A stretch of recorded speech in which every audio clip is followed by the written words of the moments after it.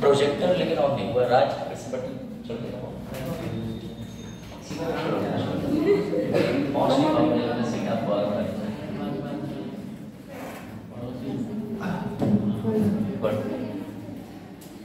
वो कहते हैं ना कौन सी मूवी थी?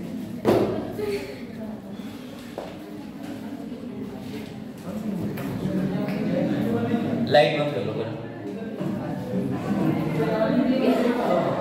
चलो तो लास्ट चीज हम लोगों ने जो पढ़ी थी आई थिंक तारांकित अतारांकित अल्पसूक्ष्म। प्रोजेक्टर वाला बटन पढ़ना ना, ये दोनों आपने क्या बंद कर उसको बंद करो तो चलते बस ये दोनों करें। आओ बस थोड़ी बात से आगे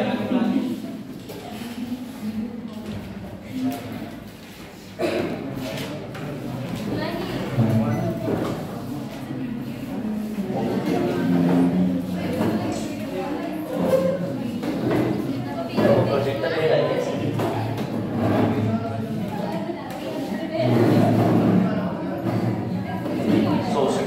गुड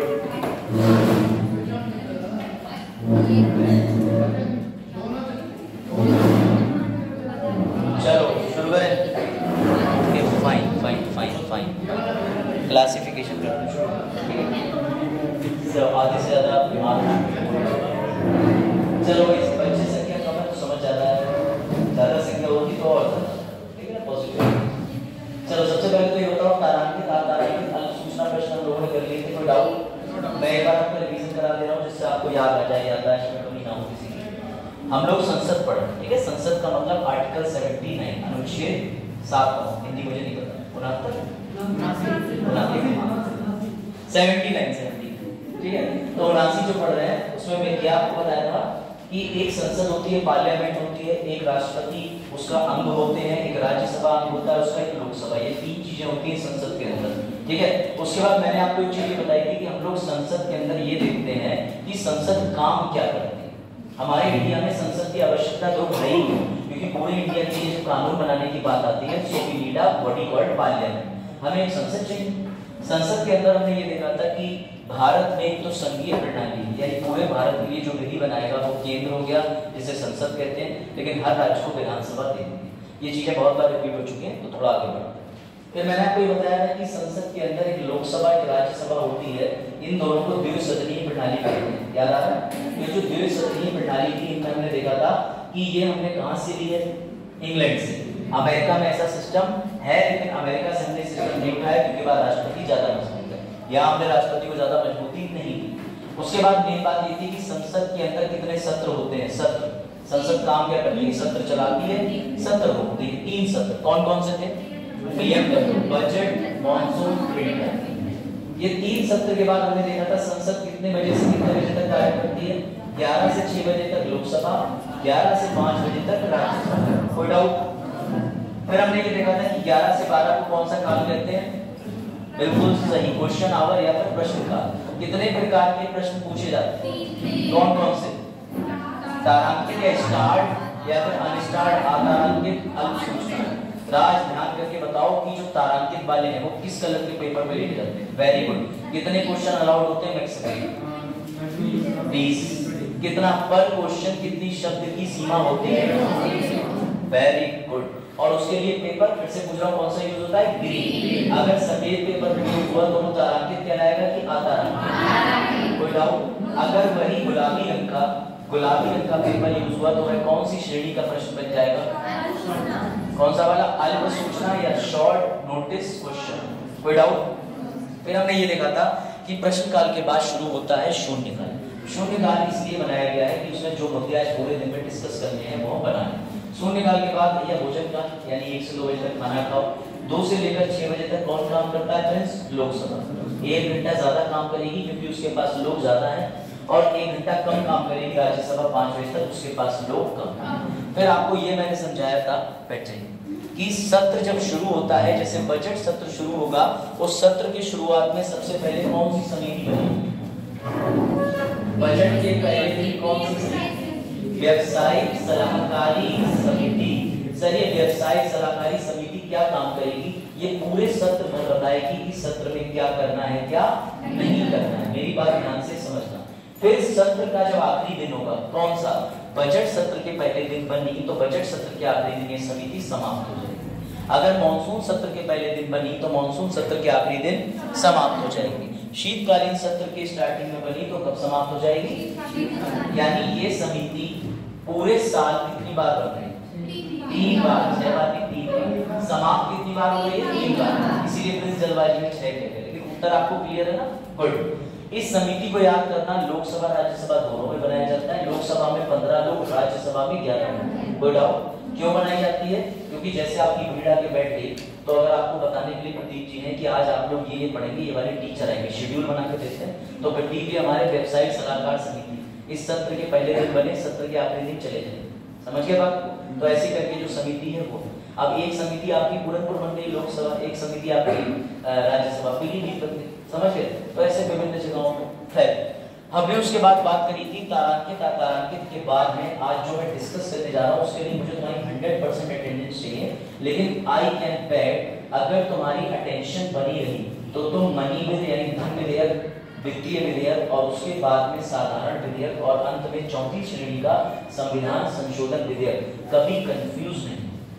तो अगर कोई भी ऐसा बच्चा यहाँ बैठा हुआ है, आज हम बिल पे चर्चा करने वाले हैं। बिल को हिंदी में विधेयक कहते हैं। जिसे लगता हो सर बत्ती का बिल, रेस्टोरेंट का बिल, तो भैया वो चला जाए, क्योंकि उन बिल की बात नहीं होगी।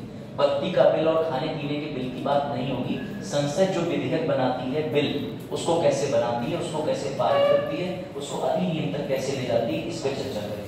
बढ़िया। तो याद रखना, सबसे पहली बेसिक चीज, बिल दिखने में 5 है लेकिन होते 4 प्रकार के। सर कैसे? ये देखो, सबसे पहले होता है धन विधेयक। अगर साफ नहीं दिख रहा तो मैं लिख के लाया हूं, मैं बोल दे रहा हूं। बिल जो होते हैं उनकी 4 श्रेणी होती हैं। सबसे पहले नंबर पे आता है धन विधेयक। कौन सा विधेयक? धन विधेयक। दूसरे नंबर पे आता है वित्तीय विधेयक। कौन सा? सर धन और वित्त तो सुना सुना लग रहा है, अभी और चीजें भी सुनी सुनी लगेंगी। धन विधेयक, वित्तीय विधेयक, तीसरा आता है साधारण विधेयक, चौथा आता है संविधान संशोधन विधेयक। यहाँ पर प्रिंस एकदम रेडी है ना, क्योंकि यहाँ जैसे आपने पूछा था 14 दिन पहले, तो सारी चीजें यहाँ हैं। ठीक है? कोई डाउट? मैं तुम्हारे लिए आसान कर दे रहा हूँ। ये बिल से क्या होता है तो बेटा ध्यान से समझो। संसद के अंदर 11 से 12, 12 से 1, 1 से 2 बजे खाना खाया, 2 बजे से 6 बजे तक लोकसभा बैठ के यही बिल बनाती है। बिल बनाने के बाद इस पर बहस करती है, बहस बनाने के बाद तुम्हारे पूरे भारत में इसको लागू कर देती है। ये काम होता है लोकसभा का। सर राज्यसभा क्या करती है? वो भी सेम काम करती है। वो भी 2 बजे से 5 बजे तक बिल पे डिस्कस करती है, बहस करती है, बातचीत करती है और मतदान करके उसको पूरे भारत में लागू कराती है। अंत में वो राष्ट्रपति के पास जाता है। जब तक बिल 3 चरणीय स्टेज से गुजरता है, पहले लोकसभा, राज्यसभा, राष्ट्रपति। लेकिन बिल कितने प्रकार के होते हैं? आप चाहो कि अनुच्छेद लिख लो। धन विधेयक अनुच्छेद 110 में आता है, आर्टिकल 110। धन विधेयक अनुच्छेद 110, आर्टिकल 110। कोशिश करा करो कि सब लोग लिखते रहा करो, वरना दूसरा लिखेगा आप बिजी नहीं हो पाओगे। विषय अगर कॉपी है तो ट्राई करो। आगे कॉपी है आर्टिकल 110, 110, आर्टिकल 110।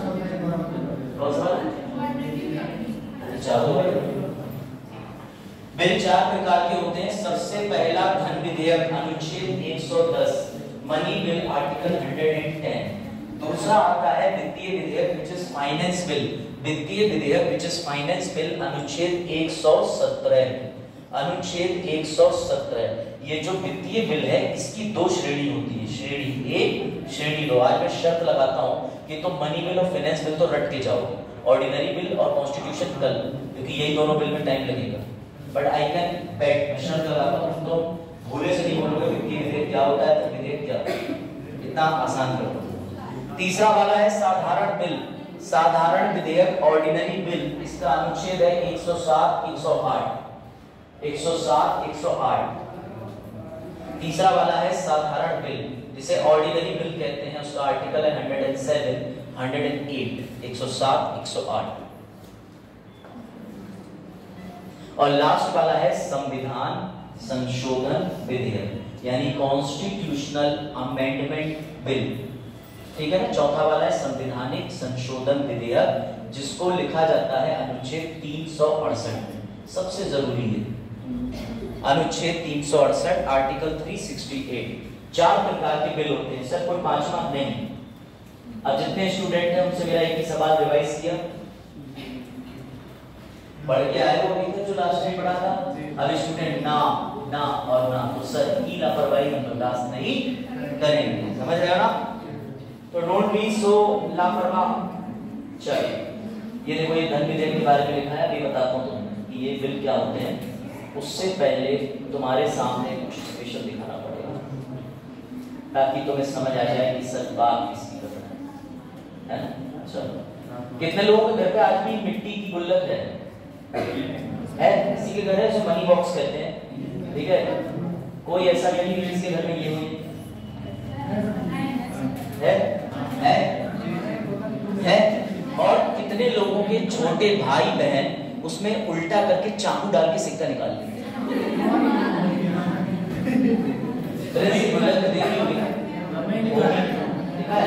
इस गुल्लक को उल्टा करके मैं इसमें इतने पैसे जमा कर रहा था क्लास 5th से 8th तक, जितने में कुछ भी नहीं तो 3-4 हज़ार का एक छोटा मोटा आइटम ले लेता। मेरा भाई मैंने जितने पैसे जमा करे उसका 75% निकाल चुका था चाकू की टेक्निक से, और मुझसे कहता था जब तुम गुल्लक उठाते थे तो मूर्ख आदमी तुम्हें लगता नहीं था गुल्लक भारी है कि हल्की है। मैंने कहा यार तू बहुत तरक्की करेगा। सुई भी काम, देखा सुई भी काम आती है जरूर। मैं चाकू से निकालने का प्रयास करा तो मैं चाकू से नहीं निकाल पाया। मैंने कहा यार ये कला मैं नहीं सीख पाया, जीवन थोड़ा है ना दिमाग पर। तो मैंने तुम्हें देखो प्रैक्टिकली ज्ञान ये दे दिया कि भैया अब मैं तुम्हें आज मिलवाता हूँ सरकार की गुल्लक से। कैसे कैसे कैसे? सरकार के पास भी ऐसा ही मनी बॉक्स होता है, अनुच्छेद 266 के अंदर उसे कहते हैं संचित निधि। क्या कहते हैं? इसको आप हिंदी वाले ऐसे याद रखना, धन को संचय करके रखना, कलेक्ट करके रखना। तो संचित निधि और इंग्लिश में से कहते हैं कंसोलिडेटेड फंड ऑफ इंडिया। अभी इसमें तो मुझे खुद उत्तर दोगे पैसा कहां से सरकार भर रही है। आज का टॉपिक इतना मजेदार है, अभी आप इसमें उत्तर तो दोगे कि सरकार की गुल्लक में पैसा कहां से आ रहा है, ठीक है? क्योंकि सरकार को देश चलाने के लिए पैसा चाहिए कि नहीं चाहिए? चाहिए ना? आपको भी अपना घर चलाने के लिए पैसा चाहिए कि नहीं चाहिए? तो मेहनत से पढ़ो, अवसर किया। आप ध्यान से समझिएगा, सरकार की गुल्लक का नाम है संचित निधि, which is called consolidated fund of India.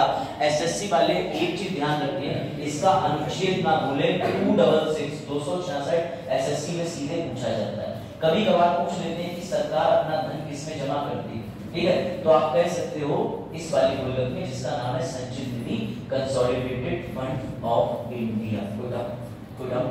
अच्छा एक बात बताओ, प्रिंस बताएं, प्रिंस गए सरकारी यूनिवर्सिटी एमजेपीआरयू, किसी को डाउट तो नहीं है? एमजेपीआरयू यूनिवर्सिटी पता है ना? पता है ना? दिल्ली विश्वविद्यालय यूनिवर्सिटी पता है ना? इलाहाबाद यूनिवर्सिटी है, लखनऊ यूनिवर्सिटी, कुछ राज्य में कुछ केंद्र की यूनिवर्सिटी, सबको पता है। प्रिंस आपने एमजेपीआरयू में एग्जाम्पल, इन्होंने पीएचडी में पॉलिटिकल साइंस में एडमिशन लिया, इनके सामने इनको उन लोगों ने एक पर्चा दिया, बोले अगर तुमको यहाँ से पीएचडी करनी है ये पकड़ो 10,000 रुपए का डिमांड ड्राफ्ट, बैंक जाओ जमा कर दो। मेरा इनसे सवाल ये है कि वो पैसा कहाँ जाएगा ना सरकार के पास? कभी राज्य के पास जाएगा, कभी केंद्र के पास जाएगा, और शिक्षा पे दोनों का अधिकार है समावर्ती सूची में, तो बट जाएगा। लेकिन ये कुलपति के पास तो उसके निजी हित में नहीं रहेगा, क्योंकि उसे तो सरकार तनख्वाह दे रही है ना, उनको दे रही है ना। बेटा वो जो पैसा हमारे प्रिंस ने एमजेपीआरयू में जाकर के पीएचडी के लिए 10,000 डाला, मुबारक हो सरकार की गुल्लक में पहुंच गया। बात समझो, सरकार तुम्हारे यूनिवर्सिटी से फीस, तुम्हारा किसी भी तरीके से दिया हुआ टैक्स, तुम्हारा कहीं जमा करा हुआ चालान, तुम्हारा कहीं जमा करा हुआ सरकारी खजाने में कोई भी पैसा सरकार की गुल्लक में जाता है, जिसे कहते हैं संचित निधि। कोई डाउट? कोई डाउट? कोई डाउट? अगर ये स्कूल सरकारी है और इस स्कूल में कोई फीस जमा होती है तो मुबारक हो, कोई ना चाहिए। बैंक में जमा होगी, बैंक से दूसरे माध्यम से ऊपर तक जाएगी, सरकार का पैसा सरकार के पास पहुंचता है। बीच में जो मीडिएटर है, बीच के लोग, कुछ परसेंट हट जाता है, बैंक मान के चलो 10,000 फीस जमा करी, बैंक ने कहा मुझे लेन देन और हिसाब किताब करने के लिए 2 रुपए चाहिए, 10,000 के 2 रुपए बैंक ने काट दिए। एक उदाहरण के लिए मान लेते हैं। क्यों? क्योंकि सरकारी संपत्ति की देखरेख किसके हाथ में होती है? सरकार। सरकार को संपत्ति के जीर्णोद्धार यानी रिजुबिनेशन के लिए पैसा चाहिए। सरकार की गुल्लक का नाम है संचित निधि। जो भी आप गवर्नमेंट कॉलेज में पढ़ेंगे, इनफैक्ट अगर आप कोई भी सरकारी सेवाओं का लाभ लेते हैं, जैसे बीएसएनएल की सिम में आप रिचार्ज कराएंगे तो मोबाइल को पैसा सरकार को पहुंचेगा और सरकार ने उस पैसे को बांट रखा है। सरकार इकट्ठा पैसा उठाती है और इस गुल्लक में डाल देती है। तो आप कोई मासूम बच्चा ये मत पूछना कि सर इतनी छोटी गुल्लक में सरकार का पैसा कैसे आता है। भैया डिजिटल गुल्लक है सरकार के पास। डिजिटल गुल्लक का मतलब ये होता है कि सरकार के पास बैंक के अंदर खाता है या इस तरीके का एक कोष नाम से अकाउंट खोल रखा है जिसमें सारा धन आके इकट्ठा हो जाता है। अब नूरी ने एक दिन अखबार में नोटिस देखा कि सरकार ने टैक्स में जनता को 10% की छूट दी। मेरी बात समझना, नूरी ने एक अखबार में नोटिस देखा कि अब जीएसटी 28% की जगह 18% लगेगी कपड़ों पर। उदाहरण दो, जैसे ही इन्होंने वो नोटिस देखा, ये तुरंत खुश हुई कि अरे वाह, सरकार की कोई भी चीज जो टैक्स पे प्रभाव डाले, जो जीएसटी पे प्रभाव डाले, टैक्स को बढ़ाए घटाए, जनता से सीधे जुड़ी हो, सरकार की गुल्लक भरने से जुड़ी हो, उसे ही कहते हैं धन विधेयक। कोई डाउट? कोई डाउट? कोई डाउट? कोई डाउट? आप नहीं बता। देखो, धन विधेयक के लिए आपको ज्यादा टेक्निकल चीजें याद नहीं करनी। ये अंग्रेजी न्यूज़पेपर का अखबार है, मैं इसे हिंदी में भी आपको बता दे रहा हूँ, समझ जाओ।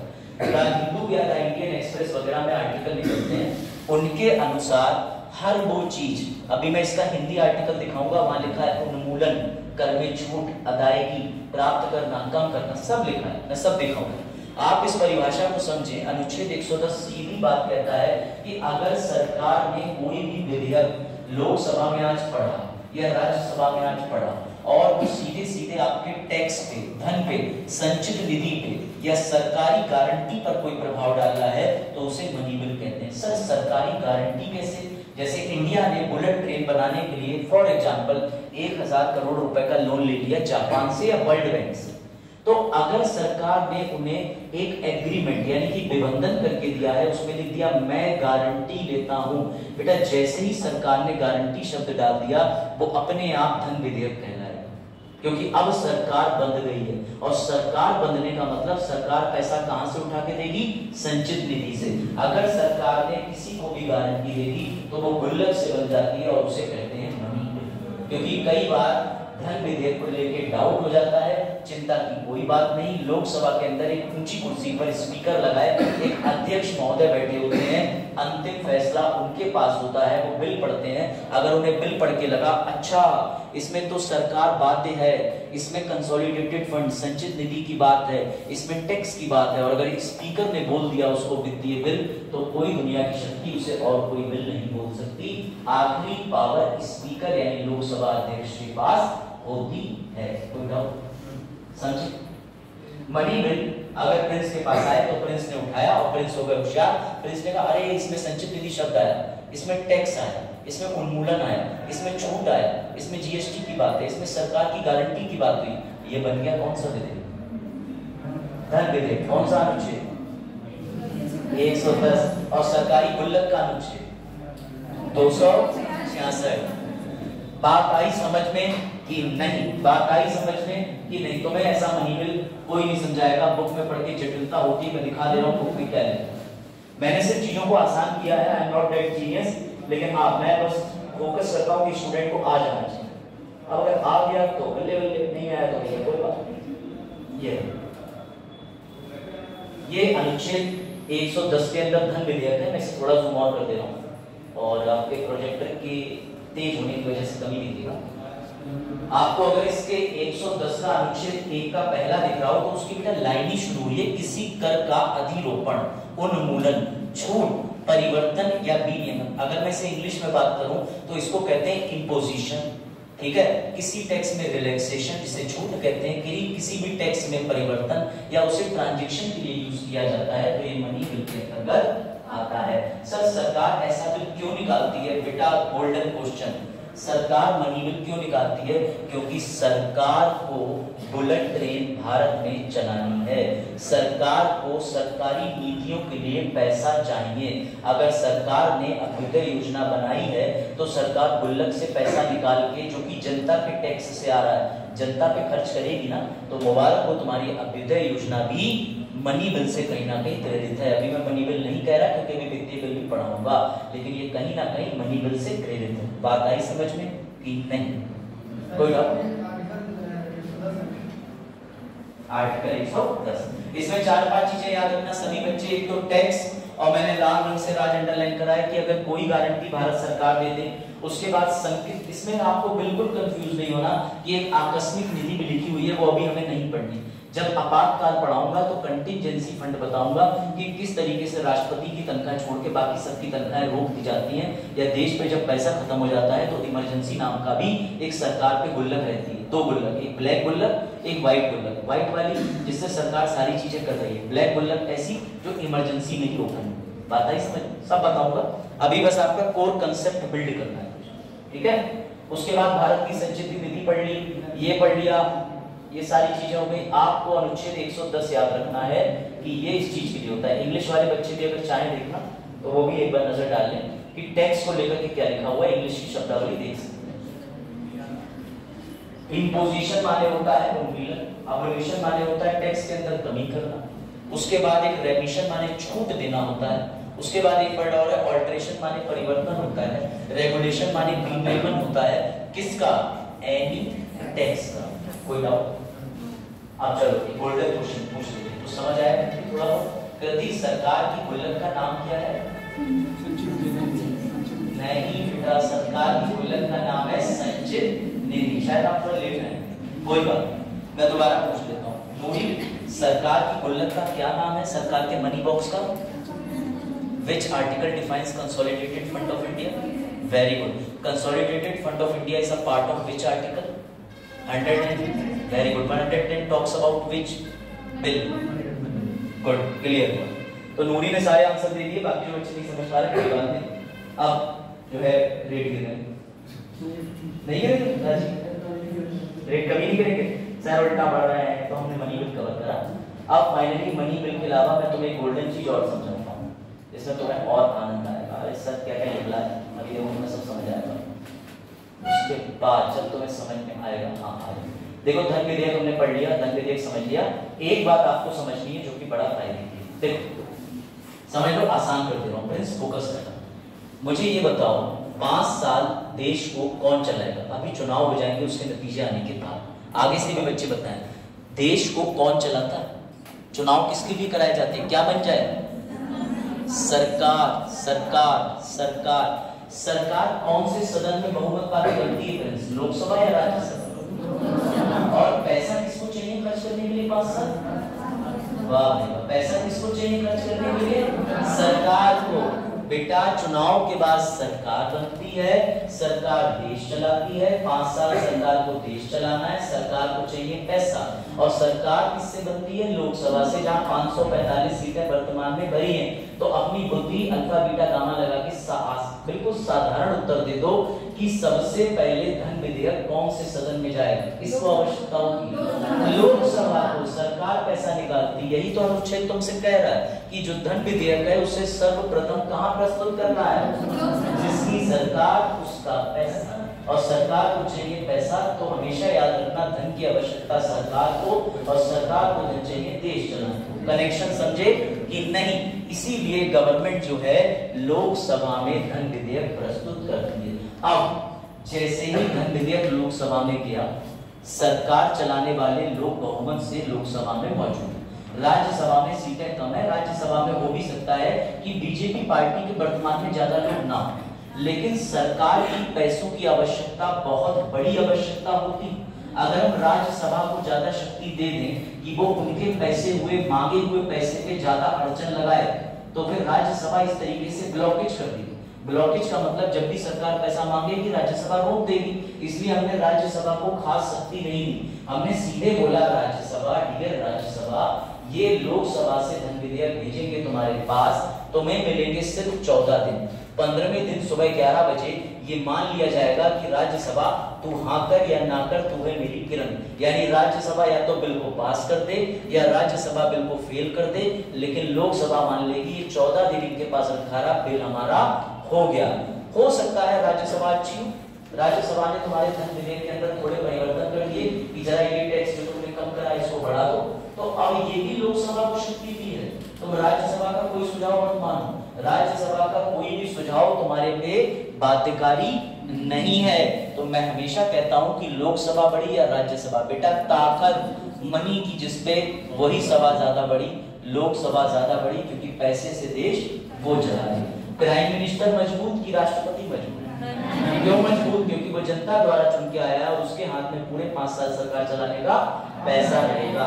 और हमेशा से धन पावर जिसके पास डायरेक्ट होता है वही पावरफुल होता है। आप बताओ धन विधेयक में किसी प्रकार का कोई भी डाउट हो तो पूछो, बैठ सकता है, कोई भी डाउट हो किसी को धन विधेयक में पूछ सकते हो। आप पूछो रवि जी। सर जैसे कि सर अभी सर सीएम साहब वहां आए थे, ठीक है सर, उन्होंने सर जो ओरली कहते हैं कि कितना आपको दिया जाएगा इस ब्रिज के लिए और जंगल के लिए, ध्यान तो दे। ये किस टाइप में, ये कौन सा बिल हुआ ये? ध्यान से सुनिए। सबसे पहली बात तो ये कि सीएम उत्तर प्रदेश की विधानसभा के प्रति उत्तरदायी है। यहाँ जो बात कर रहे हैं वो पूरे भारत में कर रहे हैं। सीएम अगर किसी तरीके की कोई घोषणा हमारे आदरणीय सीएम करके जाते हैं तो उनके लिए आप लखनऊ जाकर के बात कर सकते हैं, लखनऊ की विधानसभा की बात। ये हम जो पढ़ रहे हैं किसका है, विवेक के करना है, समझ गए ना? तो इसलिए सीएम साहब को यहाँ घोषणा करके जा रहे हैं, उससे इस धन विधेयक पे कोई भी अर्थ नहीं पड़ेगा। राज्य का धन विधेयक 199 में है। जब हम राज्य की विधानसभा पढ़ेंगे तो मैं वो भी बताऊंगा, उसका आर्टिकल 199 है। इसलिए कई बार बच्चे धन विधेयक एसएससी वाले डबल टिक मार के आते हैं कि 110 में भी धन विधेयक है, 199 में भी। तो जो 199 वाले धन विधेयक की बात होती है वो राज्य की बात होती है, वो भी नहीं कवर करना है। अभी आपको एसएससी की सेंट्रल लेवल पेपर है उसे कवर करना है, एसएससी कोई यूपी का क्वेश्चन नहीं है। कोई डाउट इधर? अब आगे बढ़े। अब चलो एक तो मैं बड़ा इंटरेस्टिंग चीज से मिलवाता हूं। उससे पहले ये ध्यान रखना कि अनुमति कौन देगा? स्पीकर देगा। अंतिम व्यक्ति लोकसभा का स्पीकर है जो ये तय कर देगा कि ये मनी बिल है या नहीं है। तो चाहे संवैधानिक संशोधन विधेयक ही क्यों ना हो, अगर स्पीकर ने हाथ में लेकर कह दिया ये धन विधेयक है तो वो धन विधेयक रहेगा। बात समझे? यानी अंतिम हमने मौका दिया है स्पीकर को। सरकार कहां से निकालती है धन? सरकारी गुल्लक से। सरकारी गुल्लक का अनुच्छेद कौन सा है? 266। उसे क्या कहते हैं अंग्रेजी में या हिंदी में? CFI, कंसोलिडेटेड हिंदी में संचित निधि। आपके जो बटुआ होता है उसमें धन को आप संचय करके रखते हैं, इकट्ठा करते हैं। इकट्ठा उठाया पापा के बटुए से अपने में डाल दिया, बोले पापा भी दुखी करेंगे। समझे राज? चलो अब तुम्हारे लिए इससे भी आसान चीज आ रही है। अगर तुम्हें लग रहा है कि सर मुझे मनी बिल आ गया तो मुबारक हो, मनी बिल से भी आसान चीज तुम्हारे लिए और आ रही है जिसे कहते हैं वित्तीय बिल प्रकार 1। इसमें मुझे एग्जांपल के लिए दो बढ़िया बच्चे चाहिए। बढ़िया बच्चे मतलब सब बढ़िया है, लेकिन मैं किसी को चूज करता हूँ जिससे बड़ा कम कमेंट करता हूँ। आप अपना नाम बताइए। पलक के बराबर नहीं है पलक, महक फातिमा, ये रही महक। अब इधर से किसी को ले लेते हैं। अभिषेक तुम तो पुराने हो गए, आप आ जाए। आप नाम सौरभ शर्मा और इधर से महक सौरभ को रिलेशन ठीक है। चलो बनाते देखो ध्यान से।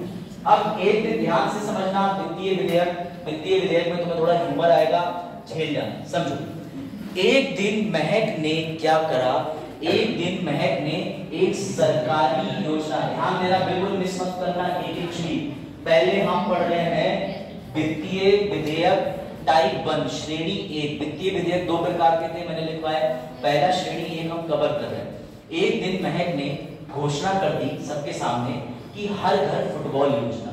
बोले सर हर घर फुटबॉल योजना? तो इन्होंने घोषणा कर दी कि जब मैं छोटी थी मुझे फुटबॉल खेलने का बड़ा मन करता है, लेकिन मुझे कोई मोहल्ले से 400-500 रुपए की फुटबॉल देता नहीं था, और मैं 11-12-15 लोग फुटबॉल की टीम में इकट्ठी नहीं कर पाती थी, तब तक शाम हो जाती थी। तो इन्होंने ये मंत्री बनी, कौन सी भैया? हमारी खेल मंत्री बनी, और इन्होंने एक योजना निकाली। इन्होंने कहा कि इधर से फुटबॉल डालूंगा उधर से खिलाड़ी निकालूंगा, इधर से घर में फुटबॉल डालूंगा उधर से खिलाड़ी निकालूंगा। समझो बात। तो इन्होंने निकाली हर घर फुटबॉल योजना। इसका कोरिलेशन समझना।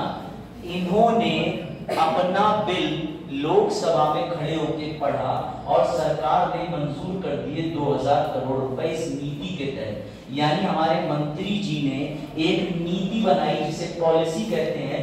2000 करोड़ रुपया निकाल लिया, लेकिन ध्यान से समझना, विपक्ष ने पूछा इससे फायदा क्या होगा?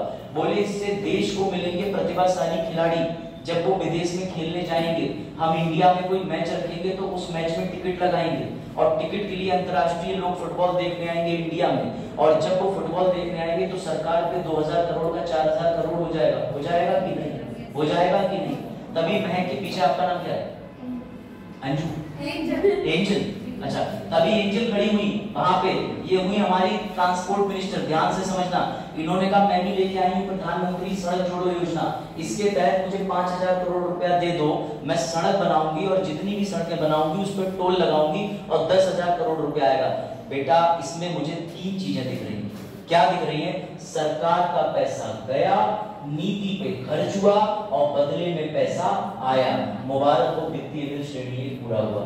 जब भी कभी सरकार पैसा निकाल के किसी योजना पे लगाती है और उससे बदले में पैसा भी आता है, उसे कहते हैं वित्तीय बिल श्रेणी 1। कोई डाउट? कोई doubt? It is called finance bill type 1। कोई डाउट पीछे तक? कोई डाउट? पूछो क्वेश्चन पूछो, बताओ मुझे। हमने, आप बताएं अभिषेक, सरकार ने डिसाइड करा कि हम बुलेट ट्रेन लाएंगे। सरकार ने बुलेट ट्रेन के लिए पैसा अपने पास से निकाला, नीति में लगाया। अब बुलेट ट्रेन में लोग बैठेंगे तो क्या देंगे? पैसा। वित्तीय बिल श्रेणी 1 तुम्हें दिख रहा है कि नहीं? क्योंकि इसमें 3 चीजें, पैसा गया डेबिट, पॉलिसी पे लगाया और पैसा आया क्रेडिट। कोई डाउट? अब समझना, अब अभिषेक को नहीं, अब दूसरे कहां गए? शर्मा जी हमारे पूरा नाम सौरभ। अब ध्यान से सुनना, सौरभ का प्लान। सौरभ भी एक मेंबर ऑफ पार्लियामेंट थे, लोकसभा राज्यसभा के। फाइनेंस बिल पर क्लियर हो गया? सब लिखा हुआ है, सब बताऊंगा, एकदम आसानी से समझो। और मजेदार कनेक्शन देखना, कनेक्शन मजा आ जाएगा। वाओ, इन्होंने कहा सौरभ ने, बस यही तो करना है, 2000 करोड़ मेरे पास भी एक प्लान है। बोले क्या? बोले आप मुझे 2000 करोड़ रुपए दो, मैं जितने मंत्री हैं उनको ट्रेनिंग दिलवाऊंगा थाईलैंड ले जाके, और वहां से उन्हें अपडेट करके लाऊंगा। तो बाकी विपक्ष ने पूछा थाईलैंड ले जाओगे? बोले हाँ। बोले आप मुझे 2000 करोड़ रुपया दे दो, मेरे पास नीति है मंत्री जी घुमाओ योजना, मैं सभी मंत्री जी को थाईलैंड ले जाऊंगा, पैसे का खर्चा तो हो रहा है ना। तो विपक्ष ने कहा पैसा आ तो नहीं रहा। तो जैसे ही ये बात कही तो इन्होंने कहा क्या फर्क पड़ रहा है, पैसा सरकारी कोष से निकाला, नीति में लगाया, लेकिन पैसा वापस नहीं आ रहा। वो होता है वित्तीय बिल श्रेणी 2। फिर सर सरकार ऐसे बिल बनाती क्यों है, प्रिंस ने पूछा। तो बेटा सरकार की जिम्मेदारी है, उदाहरण दूं, पेंशन, स्कॉलरशिप, पैसा निकाला गुल्लक से, लोगों को दिया नीति के तहत, अभ्युदय योजना, स्कॉलरशिप योजना, अंत्योदय अन्न योजना।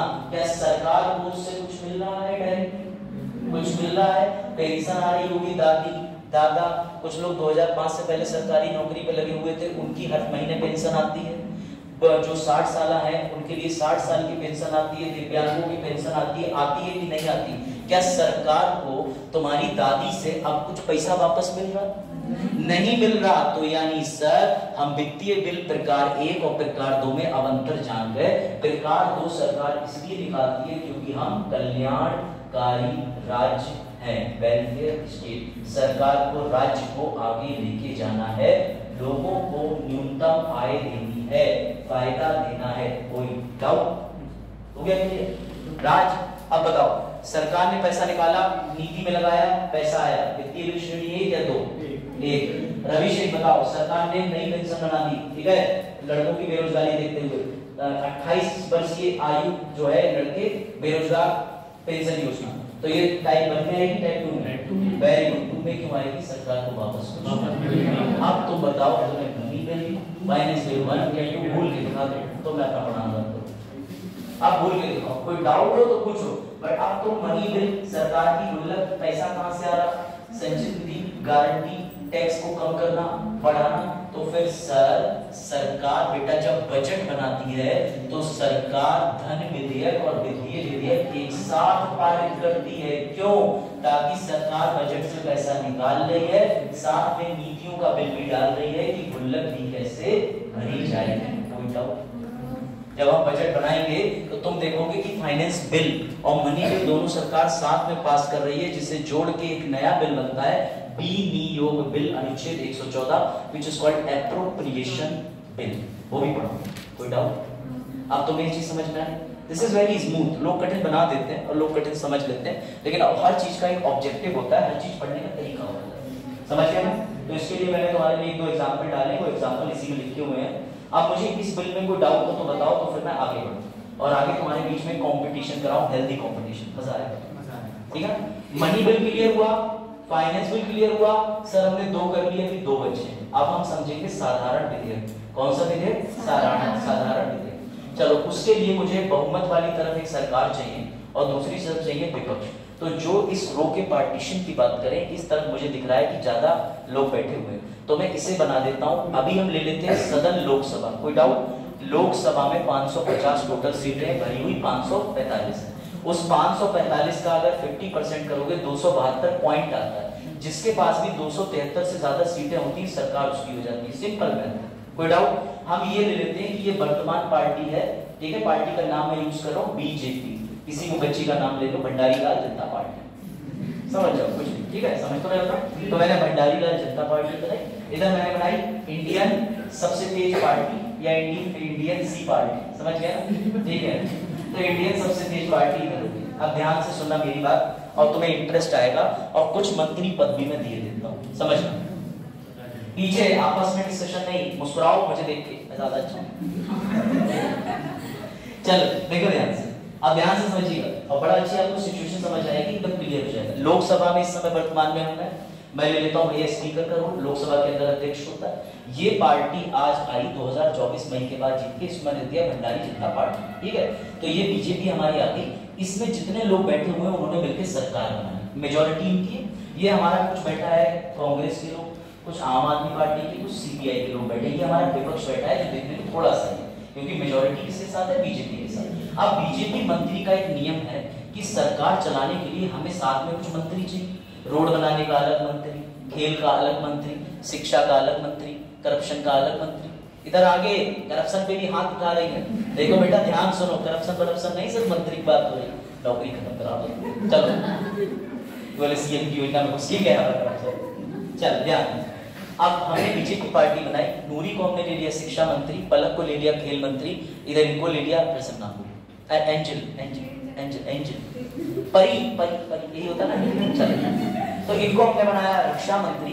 पीछे इधर हमने कोई बना दी रेल मंत्री। ध्यान से समझना, बड़ा अच्छे से समझना। इनके टोटल 273 लोगों में से सिर्फ 15 या 20 लोग को मंत्री बनाया। बाकी सब भी तो बीजेपी में है, बाकी सब भी तो मंत्री हैं। मेरी बात ध्यान से समझना। इधर कुछ कांग्रेस के बैठे हैं, सीपीआई, आम आदमी पार्टी। सर ये बैठे क्यों है? इसलिए बैठे क्योंकि ये भी लोकसभा में चुनाव जीत के आए। इससे ये बिल्कुल मतलब नहीं कि सब बीजेपी वाले ही लोकसभा में बैठेंगे, अन्य पार्टी के लोग जो जीत के आए वो भी बैठेंगे। इन दोनों को संयुक्त रूप से बोला जाता है पार्लियामेंट में लोकसभा के सदस्य, यानी member of parliament of Lok Sabha. कोई डाउट? कोई डाउट? अब ध्यान से सुनना। एक दिन हमारे खेल मंत्री जी खड़े हुए, ये तो शिक्षा मंत्री है। एक दिन हमारी शिक्षा मंत्री जी खड़ी हुई, बोली हर घर पेंसिल डालो योजना। इधर से पेंसिल डालूंगी, उधर से कलेक्टर निकालूंगी, इधर से घर में पेंसिल डालूंगी, उधर से भैया कलेक्टर निकालूंगी। योजना ध्यान से समझना, ठीक। अब जैसे ही इन्होंने ये बिल पढ़ा, मेरी बात समझना, ये किस पॉलिटिकल पार्टी की है? बीजेपी। बीजेपी में क्या पद मिला हुआ है? शिक्षा मंत्री। हमारी शिक्षा मंत्री साहब ने जैसे ही बिल पढ़ा, बेटा उसे बोला जाएगा सरकारी विधेयक। कौन सा? कौन सा विधेयक? कौन सा विधेयक? क्योंकि सरकार इनकी है। ध्यान से समझना। उसके अगले दिन हमारे इंडियन कांग्रेस पार्टी के एक और होनहार नेता खड़े हुए, रवि जी, समझ गए? राघव। तो इन्होंने खड़े होकर कहा हर घर रबड़ मिटाओ योजना। मैं जितने पाप किए लोगों ने वो सब मिटाऊंगा। इधर से रबड़ डालूंगा, उधर से लड़का क्लीन होके निकलेगा, इधर से रबड़ डालूंगा, उधर से लड़का पाप मुक्त होके निकलेगा। ध्यान से समझना। खड़े हो जाओ, बस ये खड़े होते हैं। अरे आप ऐसी कोई योजना नहीं ला रहे, बस खड़े हो जाइए, मैं लोगों को दिखा दूं। इन्हें क्यों मैंने खड़ा करा? ध्यान से सुनना। जैसे बेटा ये करो, ये खड़े होके कोई बिल पढ़ना शुरू करेंगे, ये सरकारी नहीं है, सदन के सदस्य, इनके बिल को बोला जाएगा निजी विधेयक। निजी विधेयक, प्राइवेट मेंबर बिल। बैठ जाओ। ये था समझाने का डिफरेंस, अभी पूरा नहीं हुआ, ध्यान से समझना। ये थी मंत्री, ये लेके आई पेंसिल योजना। ये थे विपक्ष, ये लेके आए रबड़ योजना। इधर से हम ले लेते हैं इनको, ये थी हमारी दूसरे किसी मंत्री, डिफेंस मिनिस्टर। इन्होंने खड़े होकर बिल पढ़ा तो भी सरकारी। अब ध्यान से समझना, 273 में से 30 या 35 ही तो मंत्री थे। अब हम पीछे से ले लेते हैं किसी को, आपको लेते हैं, क्या नाम है आपका? शालीमार, शालीमार ना, चलो शालीमार जी हैं, वो बीजेपी पार्टी में सांसद हैं, कोई मंत्री का पद नहीं मिला है, ये खड़ी हुई, इन्होंने पढ़ा इधर से आलू डालो आलू से चिप्स बनाओ योजना, इधर से आलू डालो आलू से चिप्स बनाओ योजना। अब मेरा सवाल का जवाब सब देंगे, ये बीजेपी में है, सरकारी है, इनके विधेयक को कौन सा बोलोगे, कौन सा विधेयक बोलोगे? सरकारी वाले कितने लोग हाथ खड़ा करें जो कह रहे हैं इनका विधेयक सरकारी बोला जाएगा? हाँ, जिन्होंने बोला है हाथ खड़ा करो। हाँ, जितने लोग कह रहे हैं कि इनका जो शालीमार जी का बिल है वो सरकारी, कितने लोग कह रहे हैं? कितने लोग? कोई नहीं कह रहा। बेटा ध्यान रखना, भले ये पार्टी में है, भले ये बीजेपी में है, भले ही सरकार इनकी है, लेकिन इनके पास क्या नहीं है? मंत्री पद। यानी जब भी सिर्फ कोई मंत्री बिल पड़ेगा तभी वो सरकारी बोला जाएगा। अगर बीजेपी पार्टी का भी कोई सदस्य बिल पड़ेगा तब भी वो निजी बिल बोला जाएगा। यानी जिसके पास मंत्री पद है वही सरकारी विधेयक होता है। कोई डाउट? कोई डाउट? अब सुनो, ये सुनो ध्यान से बेटा, ये साधारण विधेयक के अंदर दो प्रकार होते हैं जिसे कई नामों से जाना जाता है। गवर्नमेंट बिल सरकारी, उसके अलावा निजी भी कहते हैं, गैर सरकारी भी कहते हैं, प्राइवेट भी कहते हैं। तुम्हें डिफरेंस समझ आया कि बीजेपी के अंदर भी इस सांसद ने पढ़ा, लेकिन इसके पास कोई मंत्री पद नहीं था, शालीमार के पास ना तो शिक्षा का ना रेल का, तो इसका बिल कौन सा बोला जाएगा? निजी पद। यानी सरकार के अंदर हो, इससे फर्क नहीं, पर आप सरकार के अंदर मंत्री हो तभी आपका बिल गवर्नमेंट बिल कहलाएगा। कोई डाउट? कोई डाउट? कोई डाउट? अब सुनो बेटा, सरकार और प्राइवेट व्यक्ति में बड़ा भेदभाव होता है। अगर कोई बिल मंत्री जी पढ़ने जा रहे हैं तो मंत्री जी को बिल पढ़ने के लिए सिर्फ 7 दिन का नोटिस देना है, सिर्फ 7। यानी जो सरकार के अंदर मंत्री हैं, उन्होंने कहा कि आज मैं पेंसिल योजना लेके आ रहा हूं, तो 7 दिन के अंदर ये अपना बिल पढ़ सकते हैं। वही हमारे रवि जी थे जो कि निजी बिल पेश करना चाह रहे हैं, क्योंकि कांग्रेस में है, इन्हें बिल पढ़ना है तो इन्हें 30 दिन का समय लगेगा। और 30 दिन तो छोड़ो, सिर्फ जुमे के जुमे यानी सिर्फ शुक्रवार वाले दिन ही, वो भी आफ्टरनून 2 बजे के बाद ही अपना बिल पढ़ सकते हैं। इतना ज्यादा अंतर, मेरी बात समझे? ये सरकार में है, मंत्री हैं, इनका बिल 7 दिन बाद सदन के अंदर पढ़ देंगे, लेकिन ये जो है ये अपना बिल 30 दिन का समय लगेगा, वो भी सिर्फ शुक्रवार को। अगर शुक्रवार को पता चला चाइना और इंडिया में मैच चल रही तो गए इनके 30 दिन का समय, फिर इन्हें नोटिस देना पड़ेगा कि मैं कर लिया, और पता चला उधर बकरी कोई और बांध के लेके। तो इस वजह से निजी बिल और सरकारी विधेयक में बहुत बड़ा अंतर है। और तुम्हें अभी न्यूज़पेपर की रिपोर्ट दिखाऊंगा, लेकिन पहले ये समझ लो, गवर्नमेंट बिल बनाने में 7 दिन का नोटिस देना पड़ता है, 7वें दिन पेश कर दो। सरकार को एक और छूट है, हमारे रवि जी जो कांग्रेस पार्टी के हैं, जिनकी बहुमत नहीं, ना तो जो मंत्री हैं, ये अपना अगर बिल बनाएंगे तो इनको बिल अपने आप खुद बनाना पड़ेगा, इन्हें कोई टीम नहीं मिलेगी। लेकिन अगर नूरी बनाएगी जो कि शिक्षा मंत्री बीजेपी से है, तो नूरी के साथ समितियां लग जाएंगी, विभाग लग जाएंगे, विधि विभाग इनके घर तक जाएगा, मैडम मैडम मैडम आप मिनिस्टर लाइए मैं बना दूं। यानी इन्हें सरकार की पूरी सहायता मिलेगी, लेकिन निजी बिल में सरकार की सहायता नहीं मिलेगी। ये दोनों का अंतर समझ लो। ये फ्रेंड्स, कोई डाउट आ रहा हो तो बताओ। वैसे बहुत स्मूथ जा रहा हूँ, कुछ चीजें अपडेट करने में मुझे मजा आता है। आवाज आ रही? तेज तो नहीं जा रहा ना? तेज से बल्कि बहुत तेज, बहुत हल्की आवाज आ रही है सबको? नींद आ रही है? कोई सोना मत। हाँ, पीछे फ्रेंड्स आवाज तो आ रही है।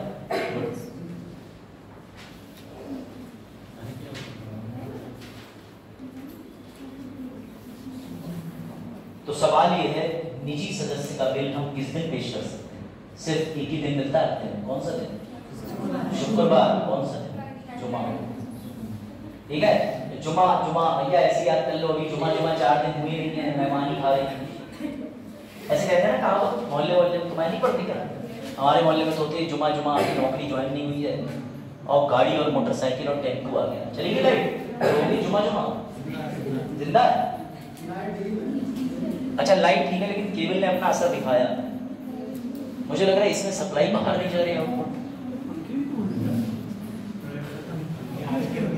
हाँ, इसमें सप्लाई नहीं आ रही। और आज चढ़ के एक बार स्विच ऑन ऑफ करो दोबारा से। वोल्टेज लो कम बढ़ रहा है।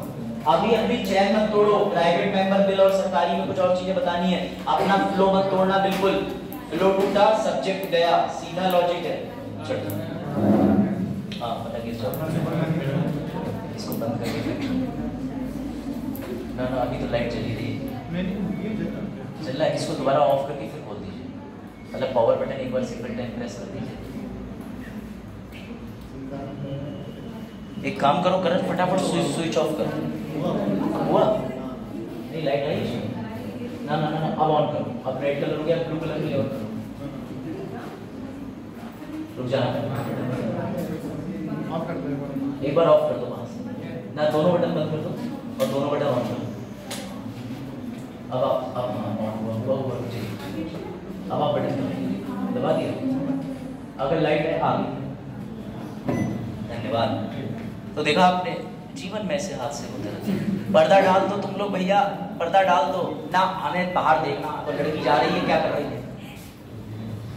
ठीक, कोई बेचारा और कोई देख रहा हो तो यही लड़कियां ही लड़कियों को देख रही हैं, अरे हटो जा रही है हमारी दोस्त, इससे कहीं 4 बजे रुक जाइए, इंतजार नहीं कर रही, अब मिलेगी बाहर तो बताऊं। चलो ठीक, तो भैया देखो अब थोड़ा और क्रिस्टल क्लियरिटी बढ़ी, समझ गए?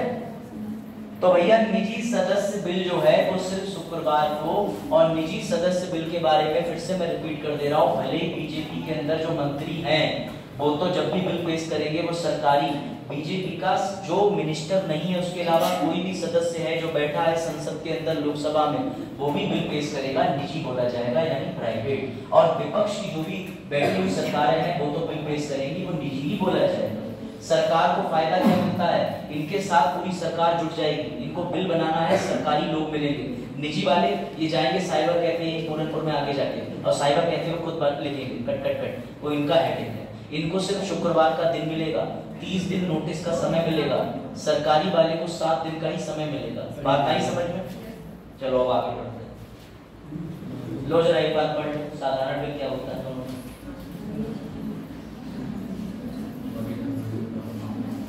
अगर दिख रहा हो तो ये साधारण बिल को कलेक्टिवली लिखा है, जो मंत्री पेश करता है वो सरकारी, और जो मंत्री नहीं है पेश करता है वो निजी। तो मैं आपको एक बार दिखा दे, एक और इसके अलावा जो है उसको पढ़ लीजिए, ये पढ़ो प्राइवेट वाला,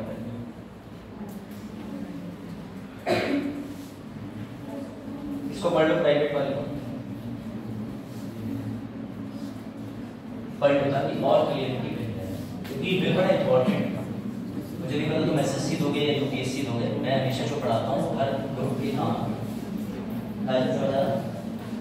लेट हो गया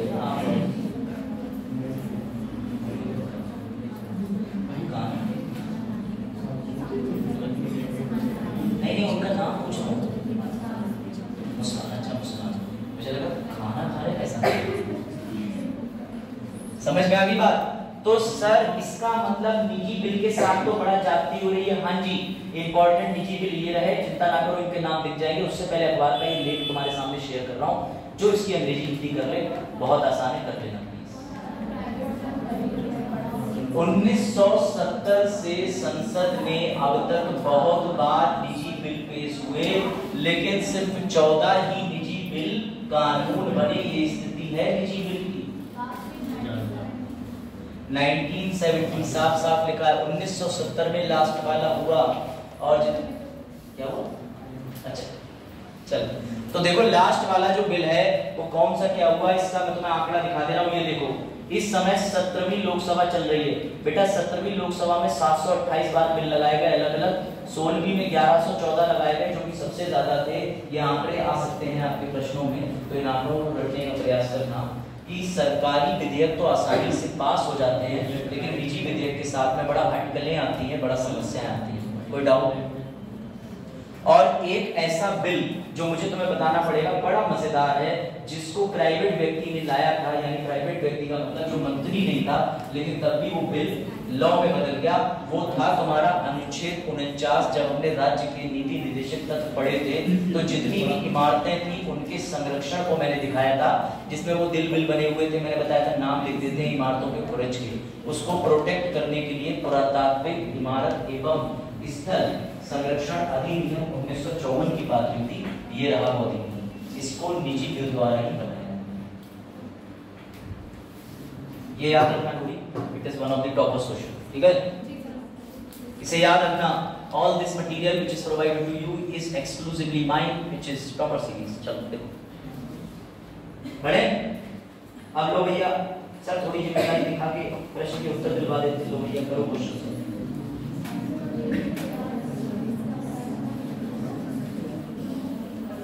मनोज तब देने तो नहीं गलती की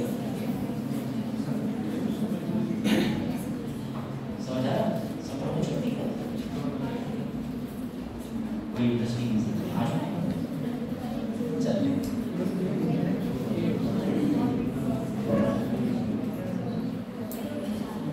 बताओ इसका उत्तर। दूसरी लाइन में पढ़ दूं क्या, नहीं दिख रही? पहला ये लिखा है, ध्यान दे लेना, मैंने तुम्हारे लिए पूर्ण रंग के ऑपरेशन का इंतजाम कर दिया सबके लिए। वो पीले रंग का जो गलत है फिटिंग है वो ऑपरेशन है, ऑपरेशन। अच्छा सही, हां कौन है ये वाले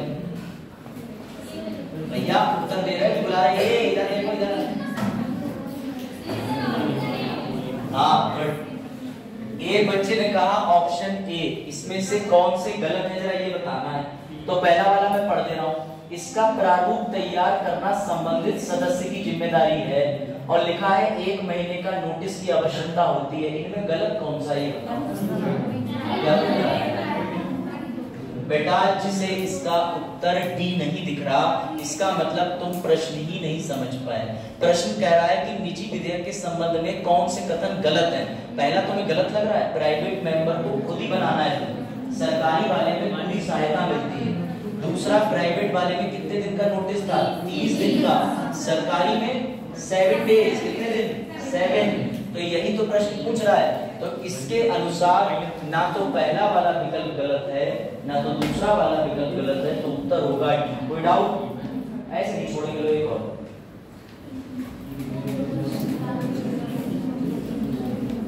अब ये जो भव्य प्रकाश सामने आया है इससे नहीं दिख रहा है तो मैं कुछ नहीं कर सकता। ये प्रोजेक्टर की जो है दूरदर्शिता है।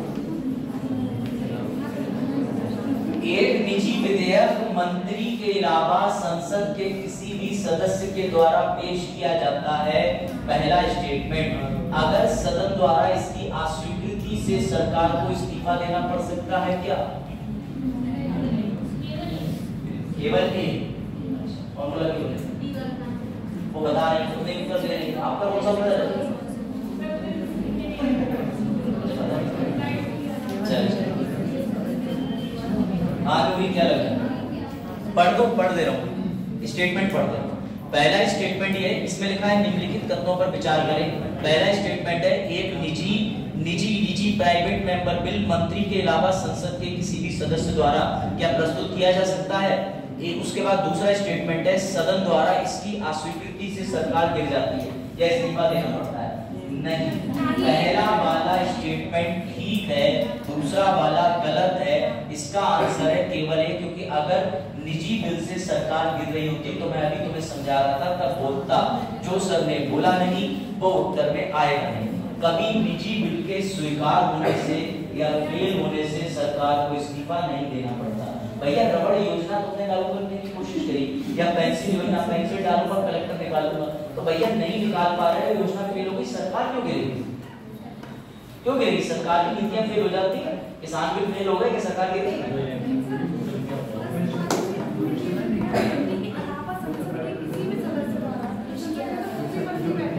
कौन? किसी भी मंत्री के अलावा संसद के द्वारा हाँ सच द्वारा पेश किया जाता है। मंत्री वाला कौन सा होगा? मंत्री वाला कौन सा होगा? हो गया इनका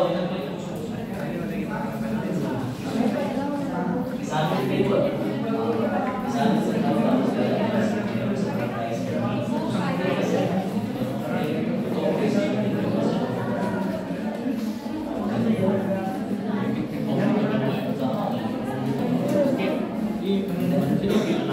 अंतर्राष्ट्रीय की बात कर रहे हैं। अभी आने की बारी है। चलो इसका उत्तर समझ गए। अब देखो, अब सुनो, जब तुम्हारे पापा ने एग्जाम दिया था तब भी ऐसे प्रश्न पूछे जा रहे थे। अब तुम भी एग्जाम दोगे तब भी पूछे जाएंगे। तो भैया पापा से 10 मिनट बात कर लिया करो। संविधान संशोधन और अन्य प्रकार के संविधान विधायी विधेयकों के पारित होने के बीच अंतर ये आया है यूपीएससी 2001 में। अब 2023 का मध्य भी निकल चुका, 24 के नजदीक है, तो सोचो 20, 22, 23 साल पहले तुम्हारे पापा अगर सेलेक्ट हुए हो यूपीएससी में किसी के भैया, तो ऐसे सवाल के रट्टा लगाए थे उन्होंने, तो अब तुम भी पढ़ रहे हो, यानी कि समझ जाओ। और एक समय ऐसा भी आएगा जब तुम लड़खड़ा के अपनी भैया छड़ी में कहोगे पोता पढ़ ले, मैंने तुझसे कही मेरे नोट्स ले जाइए, हो जाएगा। तो इसीलिए तुम्हारे ऊपर है, या तो तुम सिलेक्शन ले लो या उन्हें जवाब देते घूमना, वो हमारा हो जाता, तुमसे बात नहीं हो रही होती।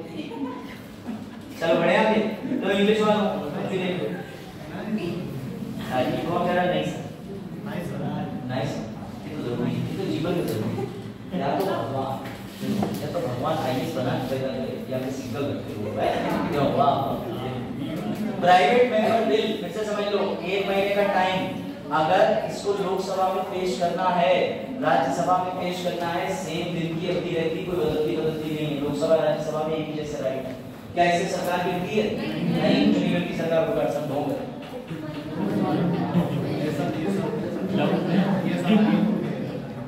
कुछ काटा जाए।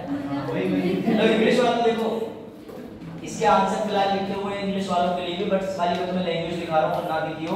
पहले का आंसर डी था, दूसरे का सिर्फ ए था, और एक्सप्लेनेशन की कोई आवश्यकता नहीं, लेकिन ये चीज देख लो, इसके बीच में अंतर देख लो, इस स्लाइड में देख लो। निजी बिल संसद में मंत्री के अलावा कोई भी पेश कर सकता है, क्योंकि जो मंत्री पेश करेगा बेटा कौन सा बिल होगा? कौन सा बिल? गवर्नमेंट बिल, सरकारी विधेयक। अगला बताओ। हाँ ठीक है, शायद दिख जाए, लेकिन वो प्रकाश अपनी लिख रहा। चलो, इसे संसद में मंजूरी मिलने की संभावना कम है, बिल्कुल सही बात है। 1970 तक की भी अगर बात कर लो तो 1970 में आखिरी बार वाला हुआ था, उसके बाद 2023 चल रही है, वो 1114 और 728 का रेशियो देखा था अभी चार्ट में, कि लाए तो बहुत जाते हैं पर होते कम है। और सोचो हर शुक्रवार को भी ला सकते हो, वो भी शाम को, दोपहर के बाद वाले सत्र में। अगर तुम पहले ही लाने का प्रयास करोगे, हटो पीछे। चलो आज तुम्हें सिखाते हैं बिल कैसे बनाए जाते हैं, ठीक। अब सबसे इंपॉर्टेंट ये है कि संवैधानिक संशोधन विधेयक और पेंडिंग है। मैं तुम्हें 2 ऑप्शन दे रहा हूं, या तो तुम संविधान संशोधन विधेयक आज पढ़ सकते हो, या बिल बनाना, अप टू यू, जो तुम्हें मजा आए बताओ। बिल बनाओगे तो कल हम संविधान संशोधन विधेयक पढ़ेंगे, और संविधान संशोधन विधेयक पढ़ लोगे तो कल बिल। तो आज बिल बनाए, पहले जो आता है ये भी आप पढ़ सकते हो, पहले वो भी, जो आपकी चॉइस। मैं तो इसके नाम से जो आता है, बताओ जो पढ़ना चाहो, जो पढ़ना चाहो। हाँ, कौन सा पढ़ोगे? बिल। मुझे पता था तुम यही जवाब दोगे बेटा, तुम मेरी ट्रिक ही नहीं समझ पाते हो कभी। I am going to teach what I have learned। मुझे जो पढ़ाना है वही पढ़ाऊंगा। मैंने तुम्हारे साथ बदलाव कर दिया। संविधान संशोधन जो विधेयक है उसे पढ़ाने से पहले ट्रिक क्वेश्चन था, समझाता हूँ क्या। लो, कभी समझ नहीं पाओगे, टीचर इतना बड़ा कांसेप्ट समझा रहा है, बोले मैं कैसे पढ़ा लेगा, हमने जो नहीं वो पढ़ा। बेटा देखो, अब तुम्हें मजा आएगा संवैधानिक संशोधन विधेयक समझने में। इट इज एक्सीलेंट, इसमें तुम बाबा साहेब की थिंकिंग जानोगे, और संविधान लचीलापन क्यों होता है, क्या होता है, सब सीखोगे, मजा आ जाएगा। सबसे पहले एक बार पुनः रिवाइज करा दे रहा हूँ। तुमने मनी बिल समझ लिया, वित्तीय विधेयक श्रेणी 1 श्रेणी 2 समझ लिया, तुमने साधारण विधेयक के अंदर 2 आते हैं, सरकारी और गैर सरकारी, यानी गवर्नमेंट बिल, प्राइवेट बिल, समझ लिया, कोई डाउट? उसके बाद अब मैं तुम्हें लेके आया हूँ संवैधानिक संशोधन विधेयक। कोई डाउट? कोई डाउट? चलो फिर से शुरुआत करो, ठीक। फिर ये बताओ, आज से कई साल पहले क्या आपके दादाजी या पापा ने सोचा था कि हम एक फोन निकालेंगे, बारकोड फेंक के मारेंगे और पैसा आएगा? नहीं सोचा था। क्या तुम्हारी जनरेशन ने ये सोचा था कि कभी भी कोई टैबलेट जैसी टेक्नोलॉजी आ जाएगी? आज से 10 साल पहले अगर तुम में से काफी किसी को याद हो कि कॉपी पेन के अलावा हमें ऐसे भी डिजिटली लिखना पड़ेगा, किसी ने सोचा था? या तुम भी छोड़ो, जब देश आजाद हुआ था, किसी ने सोचा था देश में टेक्नोलॉजी, व्हाट्सएप, इंस्टाग्राम, ये सब सोचा था? हाँ, पहले वैज्ञानिकों ने सोचा। चलो कोई बात नहीं, ये आप में से नॉर्मली, या आज से 10 साल बाद कोई बता सकता है कैसी टेक्नोलॉजी आई? ये भी छोड़ो, भारत स्टेज 4 मोटरसाइकिल का इंजन भारत स्टेज 6 में परिवर्तित हो गया, सोचा था? अब ये तो आज ही कई लोग पता चला हुआ है, इंजन भी चौथा सतीश रेड्डी का है, तो 5वां कहां गया? अगले महीने 7 आ गया। क्या तुम में से किसी ने सोचा था कि तुम्हें सरकार के खिलाफ बोलने पे सजा मिले? अब सुनो ध्यान से बेटा, ध्यान से सुनना। 125 करोड़ आबादी की जरूरत समय समय पे बदलती है। जैसे मैंने अभी तुम्हें एक जरूरत थी कि मानी कि बताओ तुम्हें बिल समझना है क्या, अब तुम्हारे बीच में होगी कंफ्यूजन ये आधे कह रहे हैं हम ये सीखेंगे, आधे कह रहे हैं हम ये सीखेंगे, जो जरूरी है वो सिखाओ। इसीलिए बाबा साहेब संविधान में तुम्हारे हिसाब से व्यवस्था करके चले गए। संविधान को बोला जाता है, बिल्कुल मत सोना, संविधान को बोला जाता है जीवित दस्तावेज। कैसा दस्तावेज? इंग्लिश में लिविंग डॉक्यूमेंट। क्या बोलते हैं? Living document. ये मैं नहीं कह रहा, मैं तुम्हें बाबा साहेब की परिभाषा दिखाता हूँ, तब तुम्हें पता चलेगा कि हाँ क्या कहा गया था। उससे पहले जरा ये पढ़ लो।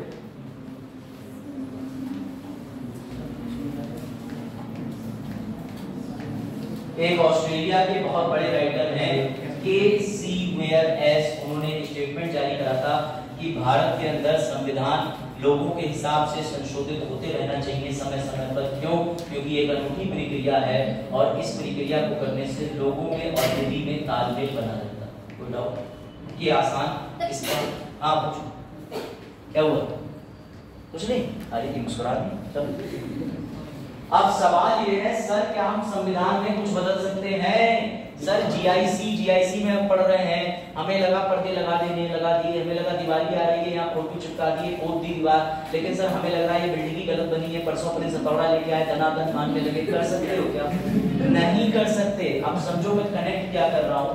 संविधान एक बना बनाया ढांचा है, संविधान के अंदर संशोधन करो, अनुच्छेद में कोई चीज जोड़ो, अनुच्छेद में कोई चीज मिटाओ, लेकिन संविधान ने कुछ चीजों के विशेष अधिकार रोक के रखे। क्यों रोक के रखे बता रहा हूँ। संविधान के अंदर कुछ ये चीजें हैं जिनको तुम कभी भी संविधान से मिटा नहीं सकते। ऐसा क्यों? क्योंकि जब देश आजाद नहीं हुआ था और तुम्हारा संविधान बनने की प्रक्रिया पे था, तो जिन लोगों ने देश का संविधान बनाया था, उस संविधान बनाते समय उनकी जो सोच थी, हम उसको रिस्पेक्ट देते हैं कि अगर हम उस सोच को ही संविधान से खत्म कर देंगे तो मतलब क्या निकला। और उसी को मैंने तुम्हें पढ़ाया था, मूल ढांचा सिद्धांत, बेसिक स्ट्रक्चर डॉक्ट्राइन। 4 केस बताए थे, शंकरी, सज्जन, गोलकनाथ, केशवनंदा भारती। याद आए? जिसमें जमींदार के पास जा रहे थे, जमींदार साहब कह रहे थे जमीन देंगे 20 लाख वाली 200 लाख में, यानी करोड़ों में। तो भैया नेहरू जी बोले मैं हूँ राज्य, मैं एक फेंक के मारूंगा, अभी हो जाएगा। तो अनुच्छेद 13 और 368 का विवाद पूरी क्लास चली थी, बैक वीडियो देख लेना। उसी को बेसिक स्ट्रक्चर कहते हैं। अनुच्छेद 368 प्रिंस पूरे संविधान में आर्टिकल 14 में समानता है तो 38 में रख दो, 38 में अगर कुछ लिखा हुआ है तो तुम उसे 42 में रख दो, लेकिन समानता नहीं मिटा सकते। बात समझे? इसी को कहते हैं मूल ढांचे का सिद्धांत। आरक्षण है अनुच्छेद 15 के अंदर, 16 के अंदर, तो तुम आरक्षण को उठा के अनुच्छेद 37 में रख दो, 38 में रख दो, 142 में रख दो, 448 में रख दो, जो तुम्हें नए आर्टिकल बनाने तुम वो बना के डाल दो। But you can not remove reservation. क्यों? क्योंकि वो मूल ढांचा है जो संविधान निर्माताओं की खोपड़ी का मास्टर प्लान था कि हमें देश को सौंपना है। बात आई समझ? अब समझो एक और इंटरेस्टिंग चीज लो। अब बताओ, अब आज पता चलेगा कि सिर्फ मोतियाबिंद पीड़ित नहीं, कुछ लोग कानों से भी मोतियाबिंद पीड़ित हैं। देखो उत्तर क्या होगा इसका उत्तर?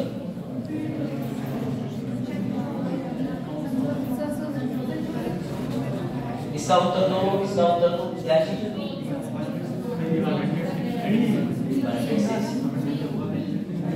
106 अमेंडमेंट जो आप बात कर रहे हैं, सॉरी रिजर्वेशन देते सोसाइटी सेंटर मिस्टर करो, वो मैं सब पढ़ा हूं।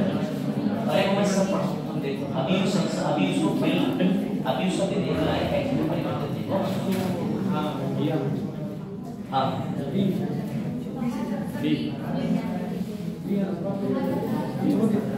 क्या होगा? संशोधित। कितने लोग उत्तर बी के साथ जाना चाहते हैं? बी के साथ कितने लोग जाना चाहते हैं? बेटा आसान सा क्वेश्चन है कि भारतीय संविधान को जीवित दस्तावेज कहा जाता है क्योंकि ये संशोधित हो सकता है। यही मैंने तुम्हें बताया, it is called living document. जो चीज जीवित है वो अपने हिसाब से, प्रकृति के हिसाब से बदलाव लाएगी। सर कैसे? बेटा तुम्हारे पापा जीवित हैं, तुम्हारे बच्चा होगा तो वो दादा बन जाएंगे, परिवर्तन आ गया ना रिश्तों में। अब तुमको अरे ना अब तो नहीं, बच्चा आ गया, कैसे वो तो जंगल चला गया। तो ऐसा मत कर देना, रिश्तों में परिवर्तन जीवित व्यक्ति बदल लेता है। समाज के अनुसार ढालने की आवश्यकता हमें भी पड़ती है और चीजों को पड़ती है। ये लोग तुम ज्यादा दूर ना जाओ, कक्षा 7 की एनसीईआरटी से मैं एकदम सटीक डेफिनेशन लाया, पढ़ पूरा पढ़ना, पूरा पढ़ो। कक्षा 7 एनसीईआरटी पढ़ो कि एनसीईआरटी कितने काम भारतीय संविधान को एक जीवित दस्तावेज कहा जाता है क्योंकि इसमें संशोधन या परिवर्तन किया जा सकता है। हमारा संविधान समाज की बदलती आवश्यकताओं के अनुरूप संशोधन की आवश्यकता को स्वीकार करता है। दूसरा, संविधान की वास्तविक कार्यप्रणाली में व्याख्याओं में पर्याप्त लचीलापन, फ्लेक्सिबिलिटी लाता है। संविधान एक ऐसा टूल या उपकरण है जिसे समाज अपने लिए बनाता है। इस प्रकार राजनीतिक व्यवहार और न्यायिक निर्णय दोनों ने संविधान को लागू करने में परिपक्वता और लचीलापन दिखाया। आप इसकी शुरू की 2 लाइन ना भूलें, यानी समाज में जैसा बदलाव होगा संविधान को वैसा बदल दिया जाएगा। कैसे? महिलाओं को आरक्षण दिया जा रहा है ना लोकसभा में 33%, 106वां संविधान संशोधन। हमें जरूरत पड़ी, हमने ईडब्ल्यूएस कोटा दिया कि नहीं दिया? ईडब्ल्यूएस कोटा दिया कि नहीं दिया? सामान्य वर्ग को दिया। तो समाज के अंदर जैसी आवश्यकता दिखती है वैसा संविधान को संशोधित किया जाता है। Hence proof. अब तक संविधान को कितनी बार संशोधित किया जा चुका है? तो 106वां संवैधानिक संशोधन जो लेटेस्ट है। इससे पहले बहुत सारे इंपॉर्टेंट है। हाँ बिल्कुल आप ठीक कह रहे हो। और सबसे जटिल यानी कि जो सबसे अब तक का खतरनाक संवैधानिक संशोधन था वो कौन सा था प्रिंस? सबसे खतरनाक संवैधानिक संशोधन कौन सा था? 42वां संविधान संशोधन। इंदिरा गांधी जी ने जो पूरा, जिसे एसएससी में क्वेश्चन कई बार आ चुका है, मिनी कॉन्स्टिट्यूशन, मिनी संविधान कौन से संशोधन को कहते हैं बेटा? 42वां जो 1976 में किया गया। समझे? तो सर पढ़ने की प्रक्रिया हमें पता चल गई। आई थिंक तुम्हें बिल एंजॉय हो रहा होगा, बिल में मजा आ रहा होगा। ये वही तरीका है जो अपने आप को स्मार्ट कैट समझते हैं वो ये से पढ़ सकते हैं। स्मार्ट कैट जैसा वोकैब यूज होती है, मतलब स्मार्ट कैट हम लोग दिल्ली में से कहते थे आ जाता स्मार्ट कैट मतलब पढ़ने के तरीके से जो बड़ा गया वो कैट को स्मार्ट माना जाता है। पता ना तुम लोग भी नहीं, ये कैट बड़ा स्मार्ट होती है, कैट बड़ा अच्छी होती है, लेकिन उल्टा चल रहा हमारे रिलीजन में चलता है कैट पालेगा, अरे ना वो तो रास्ता घर में काट जाएगी, 2 बार गिरेगा काम हो जाए। कहते ना बिल्ली रास्ता काटेगी तो कहते हैं हाँ बनावटी पाली। मैं यकीन बता रहा हूँ, तो मैं दिल्ली में 2 महीने कैट पाली थी, उसके बाद मैंने उसे जंगल छोड़ दिया। फिर पता नहीं वो कमरे में आ जाती थी, मैं जंगल चला गया। उसके बाद पता नहीं बिल्ली कमरे में रह के एड्रेस पड़ गई।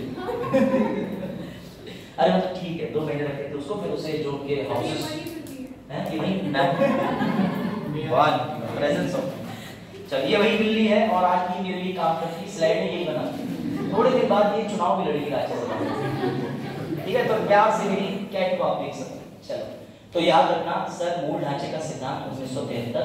जो लोग यूपीएससी फोकस करते हैं मेंस में, इस पे सवाल आ जाता है कि मूल ढांचे का सिद्धांत क्या है। ये वो व्यक्ति है, देख लीजिए, इन्हीं को प्यार से केशव नंदा भारती कहा जाता है। इन्हीं की वजह से मूल ढांचे का सिद्धांत डॉक्टर हमें में बात आई समझ।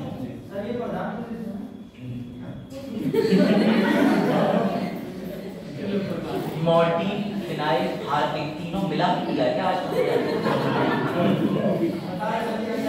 अरे कोई बात नहीं, हम भी मजाक कर रहे हैं, लोगों को डाउट जाता है। केशव नंदा भारती केरल के अंदर एक मठ चलाते थे, धर्म गुरु थे। इनकी जमीन सरकार ने छीनी केरला की, तो उसके विद्रोह भी सामने आए। ये कोई प्राइम मिनिस्टर, अगर किसी को भी डाउट है तो उसमें पूछने में कोई बुराई नहीं। मैं तो इनसे मजाक कर लेता हूँ ताकि क्लास में थोड़ा हंसी मजाक है नहीं? हाँ मजाक। अब जब अपनी सत्यता पे कपड़ा डालना है तो मजाक कर रहे हैं, सबको पता है नियम मानता है। चलो उस समय का अखबार देखो, उस समय का अखबार ये रहा, ठीक है? सर आप इतना पुराना अखबार कहाँ से निकला? चोरी करा इंटरनेट पे। झूठ क्या बोलना, सच तो सच है। अब मैं इसे कहाँ से लाऊं? मैं पैदा नहीं हुआ था 73। ये छोड़ो मेरे पिताजी शायद पैदा करते हुए तो मुझे भी नहीं पता, उनको भी डाउट है मुझे 73 से पहले की लगती है जैसी बातें करते। बाबा ज्यादा यंग लगते हैं, बाबा लगता है अभी 2023-20 की आधार कार्ड है।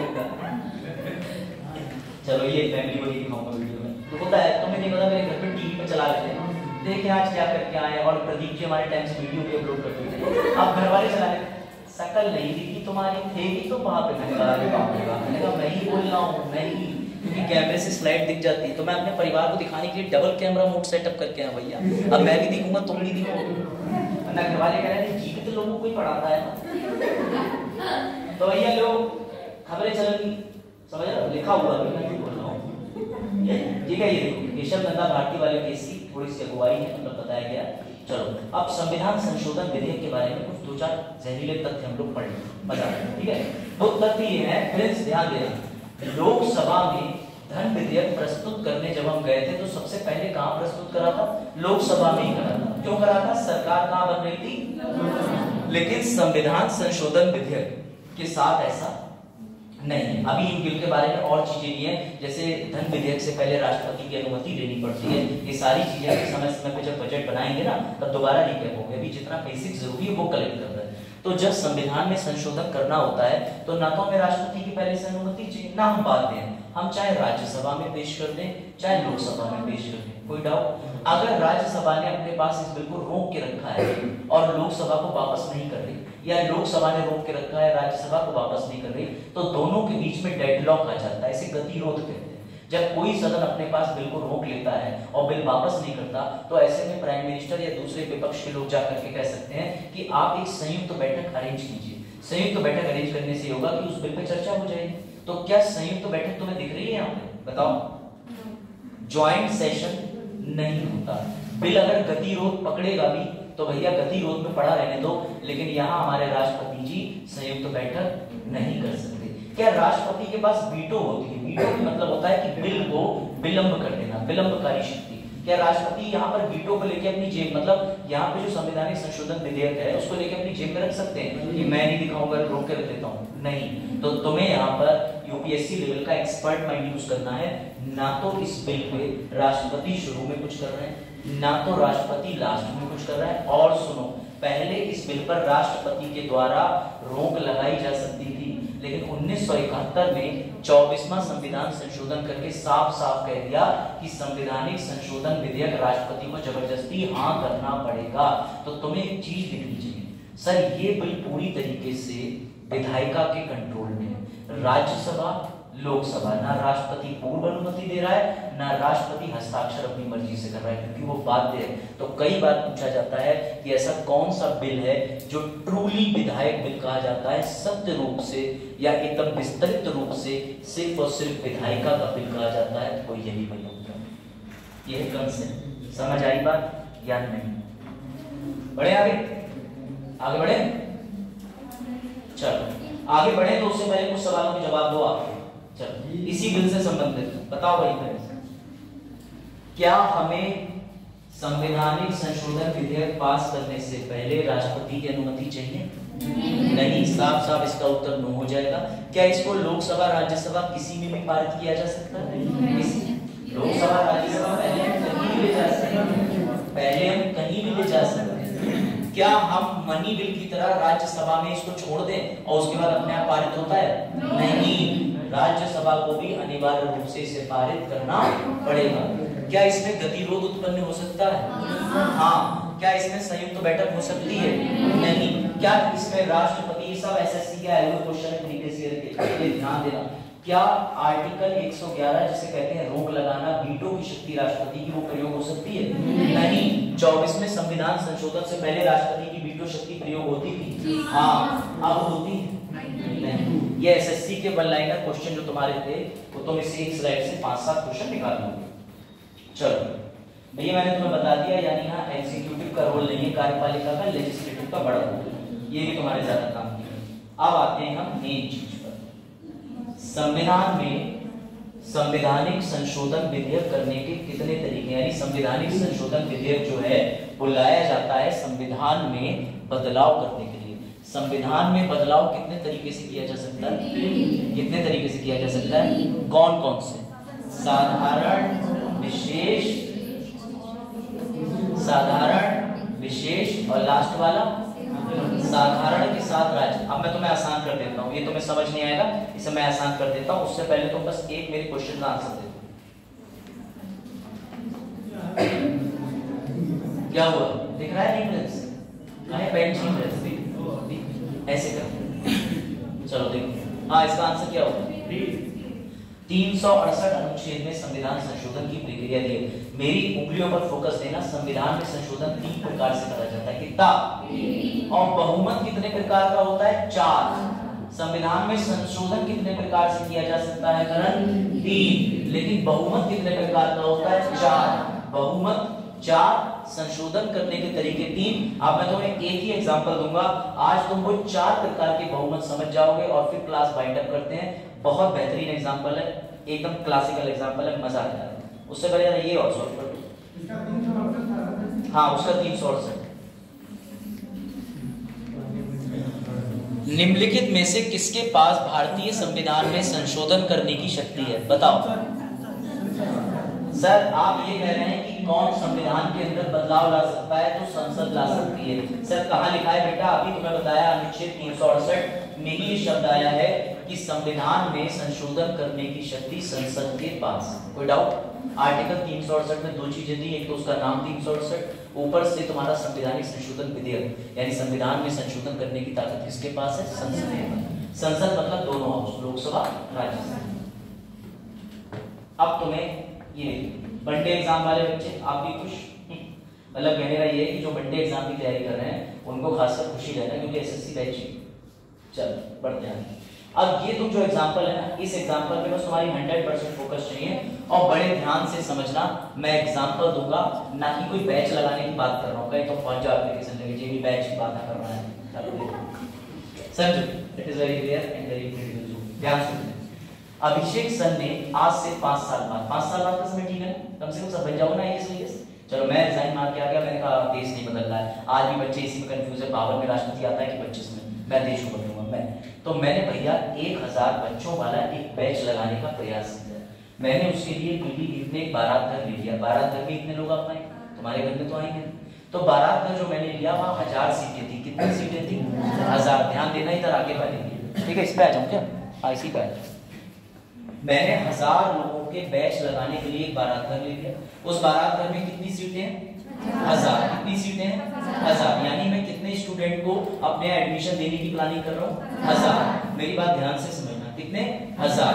अब तुम मेरी बात को सिंपल समझो, ये जो 1000 है ना, इसे कहते हैं कौन सा बहुमत? मैं बहुमत पढ़ा रहा हूँ। 4 बहुमत में से पहला बहुमत तुमने पूरा कर लिया, इसे कहते हैं पूर्ण बहुमत। पूर्ण बहुमत। सर लोकसभा में ये बहुमत कैसे होगा?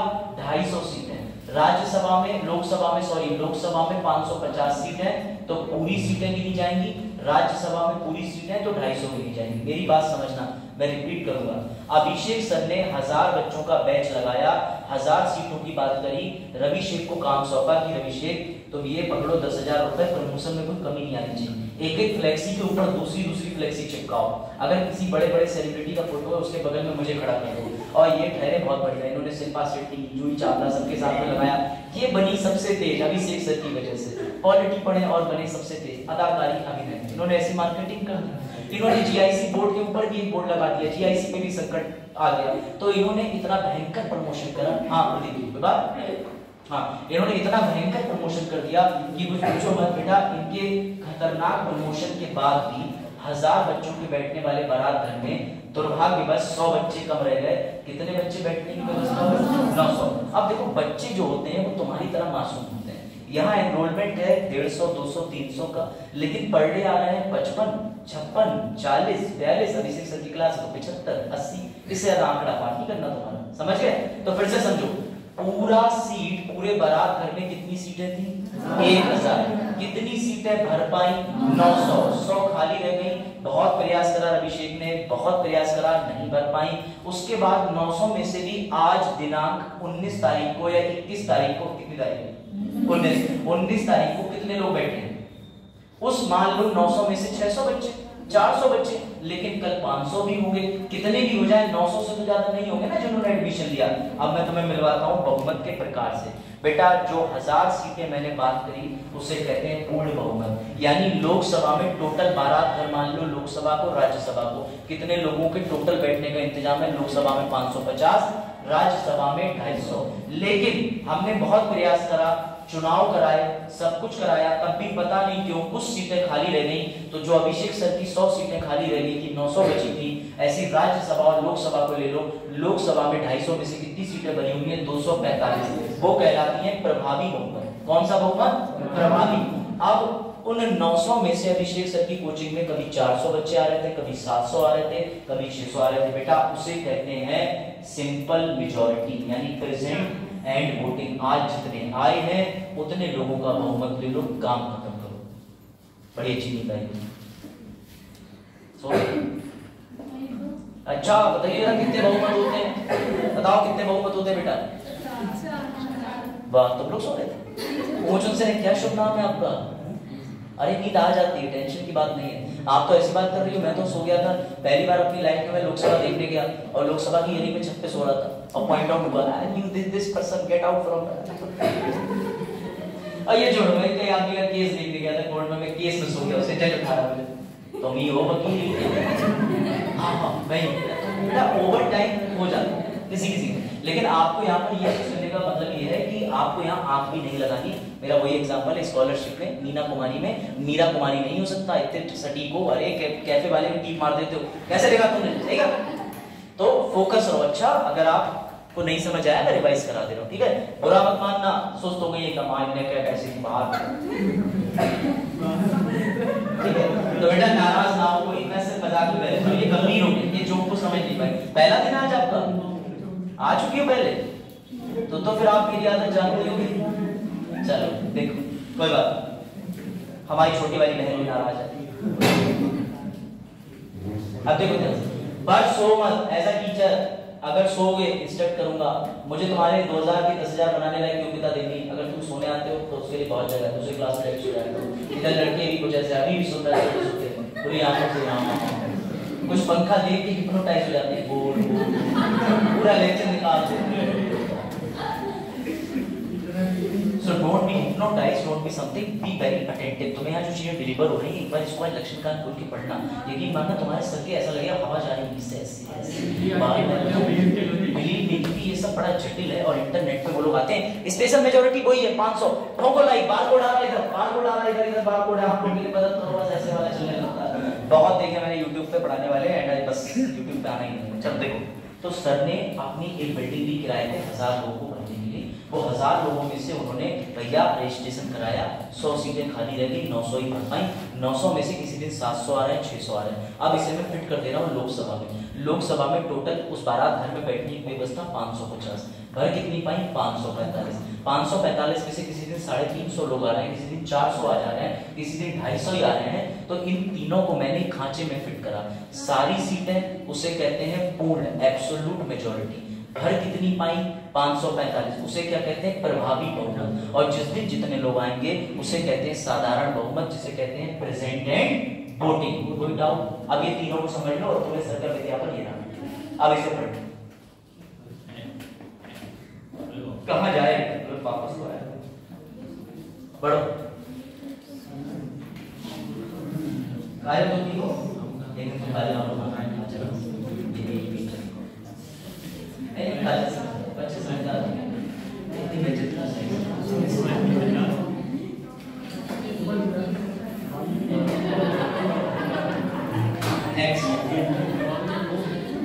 ने हमारे लिए पीछे ध्यान डालें, कहाँ एक्सीडेंट हुआ है देखो ध्यान से, समझ आ रहा है? सर सीट कितनी थी? 1000 वाले को पूर्ण बहुमत। बेटा लोकसभा राज्यसभा में 1000 सीटों की बात नहीं हो रही, ये मैंने एग्जांपल दिया अपनी कोचिंग के नाम से तुम्हें और मैंने जोड़ दिया। अब इसे फिट कर लो, चाहे राज्यसभा में फिट कर लो चाहे लोकसभा में कर लो, तुम्हें जितने बहुमत है वो आसानी से समझ में आ जाएंगे कि सर लोकसभा के अंदर सीटें हैं 550, भरी हुई 545। क्यों 545 रह गई? क्योंकि बेटा नेता बड़े बुद्धिमान होते हैं। करण और इधर पीछे सौरभ सुनना, कई बार एक नेता लोकसभा का चुनाव 2 जगहों से लड़ लेते हैं, बनारस से भी खड़े हो गए, लखनऊ से भी खड़े हो गए, कहीं से भी खड़े हो गए। और जी है ऐसा, सर्च करो गूगल करो कि मिनिस्टर क्या है 2 जगह से, यही तो पूरा विवाद है। अरे गूगल कर लो। तो अगर कभी 2 जगह से खड़े हो जाते हैं, और कई बार ऐसा भी होता है कि कोई मंत्री की डेथ भी हो जाती है, 2 जगह से खड़े हो जाते हैं, 2 कॉन्स्टिट्यूएंसी से, फिर एक जगह से जीत गए। और भी छोड़ो, कुछ तो लड़ लेते हैं उत्तर प्रदेश विधानसभा विधान परिषद दोनों का, फिर चले गए लोकसभा, तीनों जीत गए। अब बताओ कौन सी सीट लोगे? जिस दिन उन्होंने सीट छोड़ी तो 2 सीटें उधर की खराब हुई, 1 सीट उन्होंने अपनी ले ली, या फिर उनकी 545 भरी हुई थी, एक छोड़ के वो यूपी विधानसभा में चले गए। क्या ऐसा नहीं है, ऐसा नहीं है। इसका मतलब अभी आप लोग न्यूज़पेपर नहीं पढ़ रहे। अगर आपको ये नहीं पता कि 2 कॉन्स्टिट्यूएंसी वाला रूल, तो न्यूज़ वाला भी को पता है। कहाँ जाते हैं रोज? न्यूज़पेपर। वो तो कह रहे आप डेली न्यूज़पेपर पढ़ते हैं।